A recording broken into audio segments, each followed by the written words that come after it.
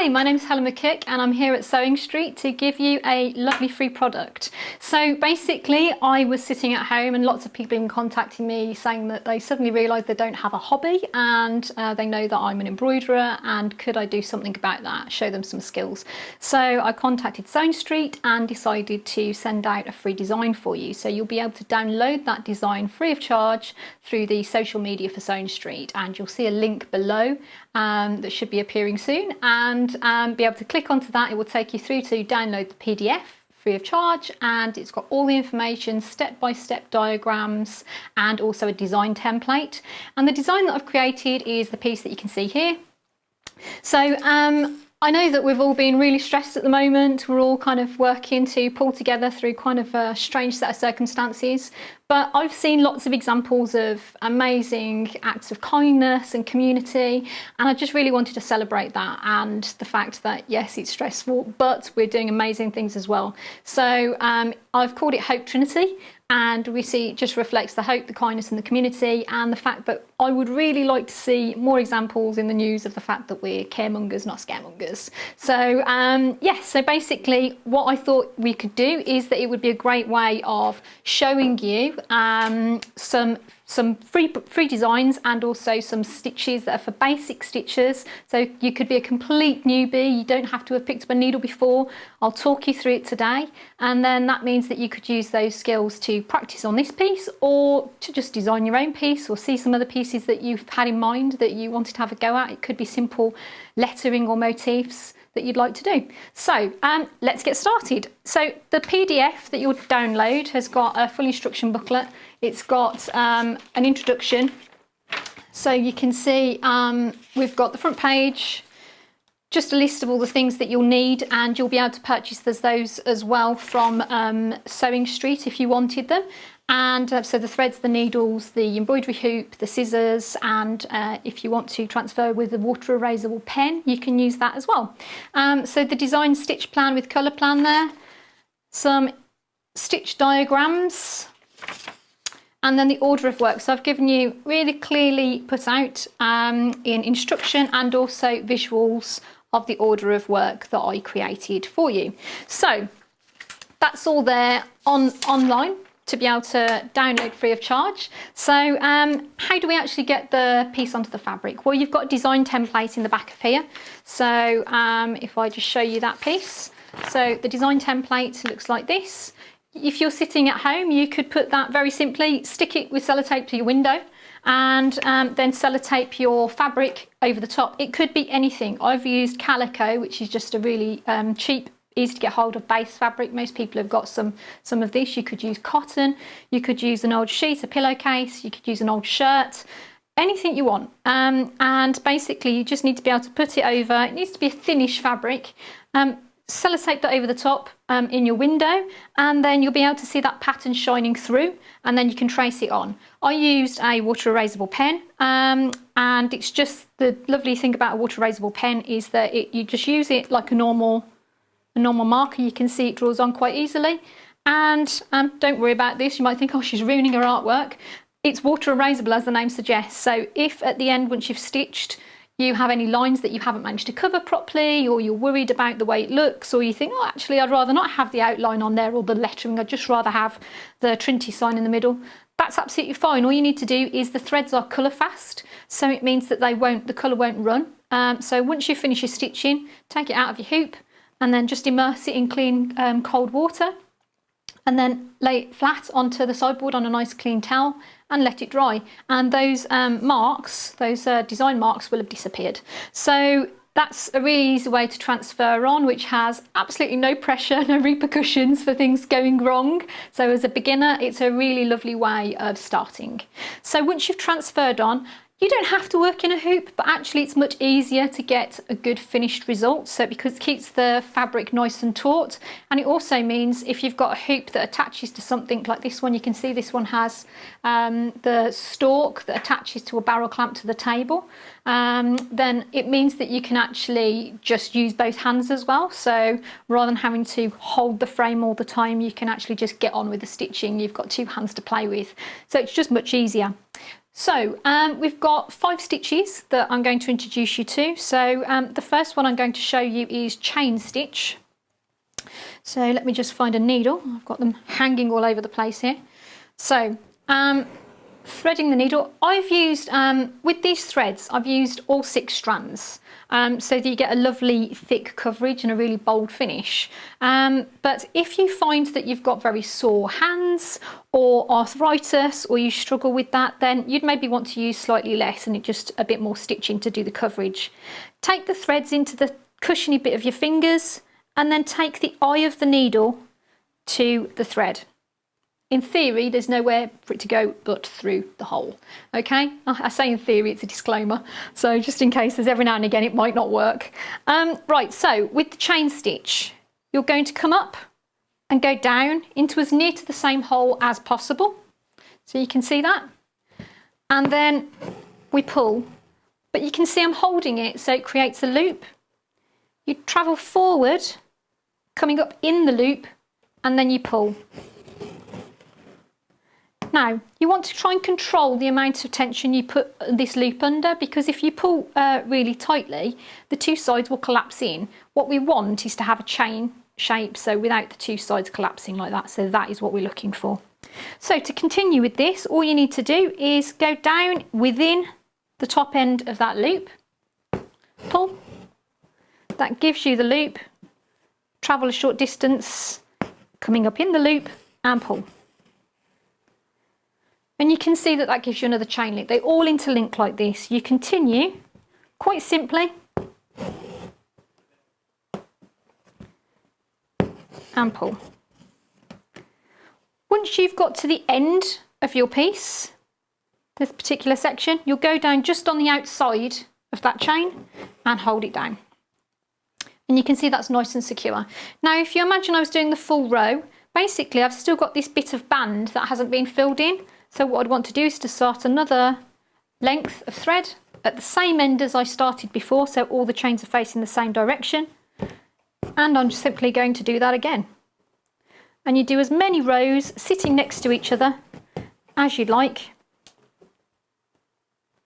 And you're just trying to regulate the length of stitch and the tension to which you're pulling so that they have a similarity, so that there's not, you know, some tiny ones and then some really short ones, the big ones next to each other. Okay, so you continue in that manner until that's all done. So I'm just going to park this thread up out of the way because I've finished with that one. So that is chain stitch. So all of the third band from the outside edge, so if the outer edge is the first band, this is the third band, that's the green, that's all worked in chain stitch on mine. So hopefully that will be a nice straightforward way of starting. So the next stitch I'm going to show you is back stitch. And this pretty much does what it says on the tin. You're going to travel forward for the first stitch. And I'm not making these stitches too short. Basically, they're about 4 to 5 millimeters in length. So travel forward.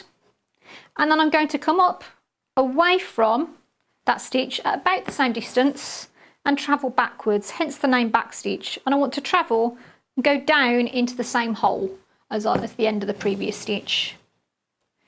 And then travel forward, come up and go down into the same hole of the end of the previous stitch. And you can see it will cover in the distance quite easily and quite swiftly. Now again, by the time you've got to the end of this band, I'm not going to do the whole thing because we'll be here forever. What we're going to do is we want to fill in because we've still got this full width that isn't completed. So basically what I'd do is I'd stitch, and with this stitch you can go in either direction because it doesn't point one way or another. I'd come at the halfway point and I'd simply go down at the halfway point, making sure that my stitches sit next to each other. And it looks a little bit like bricks in a wall. By the time that you've done the whole area, it actually fills in really effectively. So obviously at the start you'll end up with a little half stitch this time.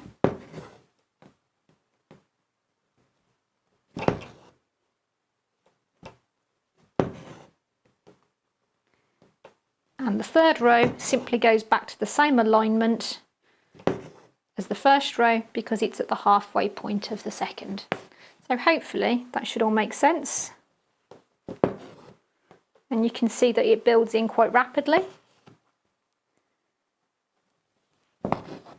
So if I just bring that up out of the way, and what I'm going to do is I'm just going to bring my other sample across so that you can just have a really good close look at the way those 2 stitches look so far. So you can see we've got the chain stitch was the first stitch I showed you, so that's got a lovely texture to it, and I got 4 rows within that band. If yours take more rows or less rows, that's absolutely fine. It depends on the tension to which you're pulling them and also the length of the stitch. So that's absolutely fine. Each person's slightly different with that. It's a bit like handwriting in that sense. So the A, B and C are exactly the same, but your slant or your angle or the height changes the way it looks. But it's still the same thing. And then you can see here the back stitch, and you can see it creates that lovely texture when you've staggered the rows with each other, so when you alternate them so they look like little bricks. So that's a really lovely finish and really works in quite quickly. Now we've got another stitch to show you, which is fly stitch, which I'm just going to thread up again for you. Get rid of this fuzzy end. When you're threading up, it's always worth trimming the end of the thread so that you know that you've got all the threads on the same level. Makes it much easier to thread up. So what we're going to do is I'm going to come up in the one point, I'm going to travel down to the other side, and sometimes people find it helpful to draw in an extra line on this because we're going to be putting a holding stitch down the centre of this shape. So you can put a central line down this shape with your pencil, your water erasable pen, whatever your preference is for drawing on with. And then what we'll do is we'll come down. So if you imagine it like a triangle, so I've got one point and another point, I need to create the tip of the triangle. So I come up on that central line and I go down on the outside. So then I'll do that again. I travel a short distance away because I want these stitches to sit next to each other. So I'm travelling down very slightly. Go down below the opposite side. And then I'll come up in the middle, in the end of the holding stitch that we did before. Pull. And put my new holding stitch in. Now if your holding stitch is too long, you'll end up with a gap in between your stitches, so you just want it to do a tiny little holding stitch so that the gaps don't appear. So I'll show you that once more.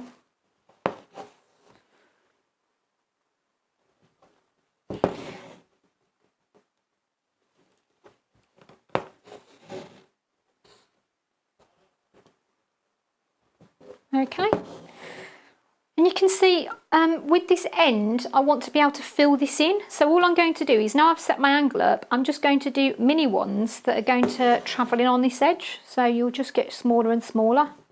So all I'm going to do is,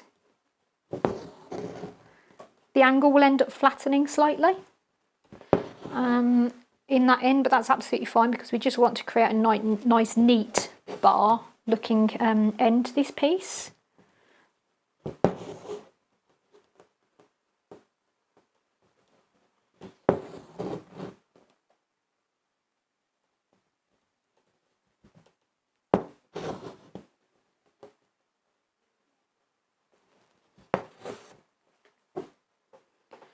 And you can see it's not a belaboured process. Because we're working with quite a thick thread, we're working with quite a lot of this thread, it means that we can cover the fabric quite quickly. And you can see I've just got one little gap there, so all I'm going to do is put a little straight stitch in down that central line to fill. Okay. So once you've done that, you just continue with your normal fly stitch down the side until you've got to the end. Now, if I actually hop along, let's pretend I've filled all the way down to here.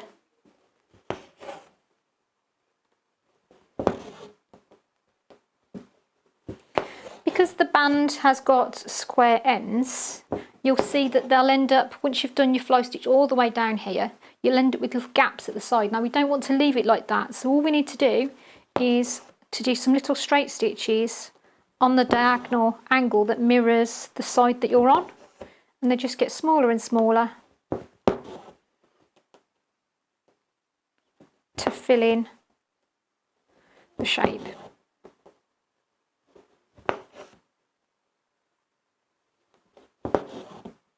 Okay, and then you'll do the opposite in the other direction, the other side.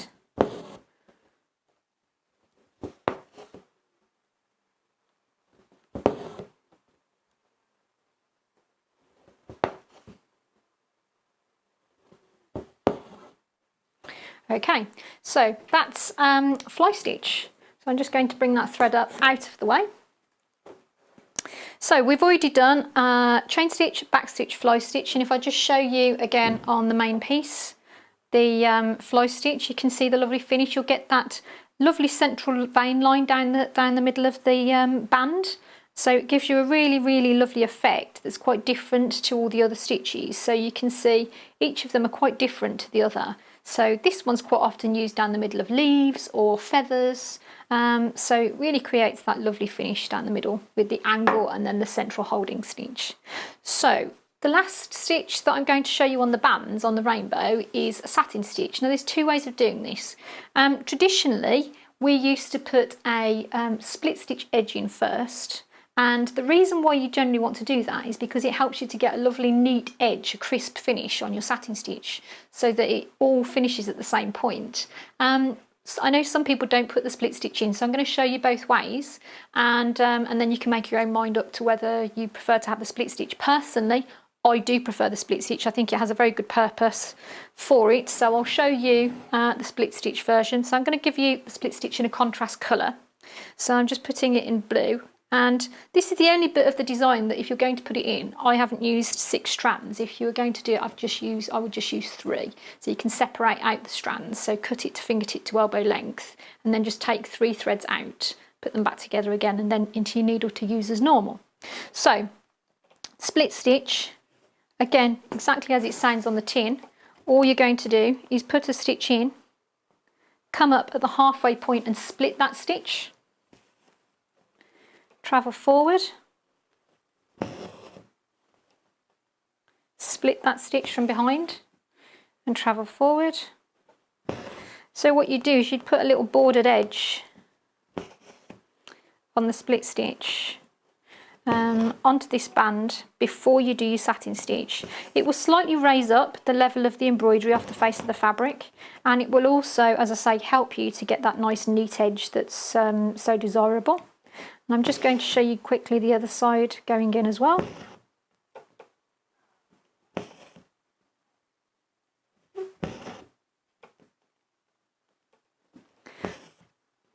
You don't want to go too long with your split stitches because they then aren't that secure. So if you try and maintain a nice short length with those, so about kind of 3mm I'd say would be a good size to use for this technique, for this particular design.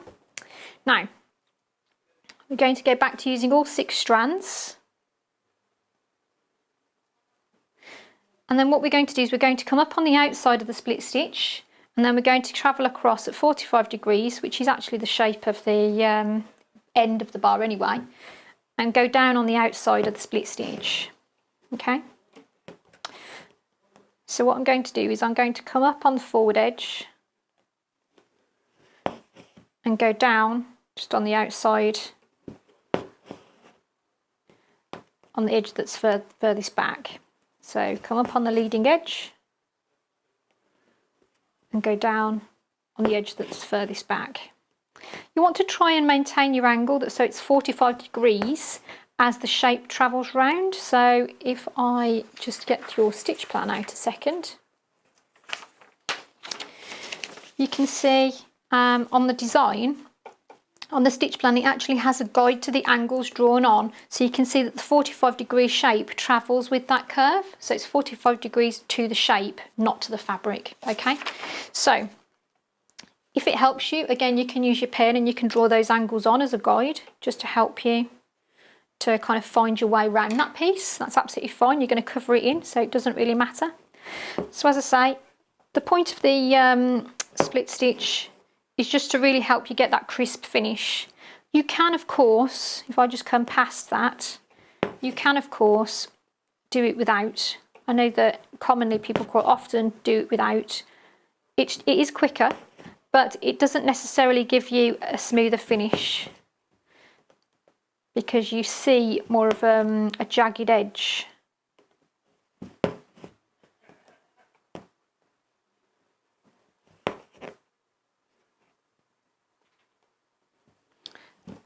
Okay, so it's slightly flatter to the fabric because it's not raised up with the split stitch, and it's harder to get such a neat edge. So at the end of the day, that is completely your call. There's no, I'm not going to stand here and say there's a right and wrong to that. It just depends on what your purpose is and what you prefer. So just trapped my needle on there, so let's pull it off. So that's your choice. As I say, if you want to do the split stitch first, it will help you to get that nice neat edge, but sometimes people want to just go for the speed, so that's completely fine. It's up to you. Right, so that's all of the rainbow bars, so the 3 rainbows you know how to create now. And I'm just going to cut the fluff off the end of my black thread. So the last stitch to show you is actually stem stitch.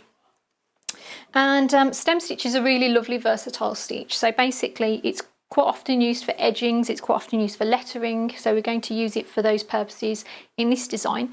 But you can also, if you wanted to fill in one of the bars, if you didn't like one of these stitches and wanted an alternative, you could use rows of stem stitch to do that. So it would still work perfectly well to do that, and you'll get a lovely texture to there as well. So all we're going to do is we're going to travel forward. We're going to pull our loop to the outside edge of the curve, come up at the halfway point on the line and pull.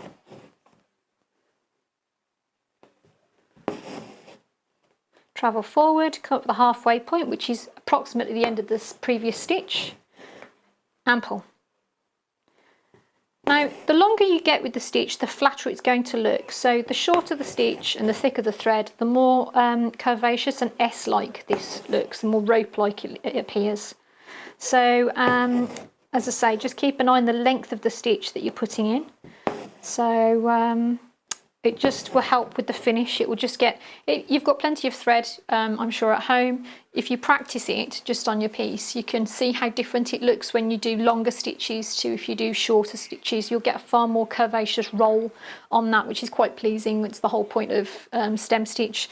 And for all the lettering, you can just work round, and it's really important. If I just hop across, obviously you wouldn't do this on your actual piece, you'd be starting and stopping your threads, which I'll show you in a second. I'm just hopping across to the O of Hope just to show you how important it is to come up on the outside edge of the curve. So where you're approaching curves, make sure that your stitches are nice and small, so you can see how small that stitch is. It's about 2 to 3 mil.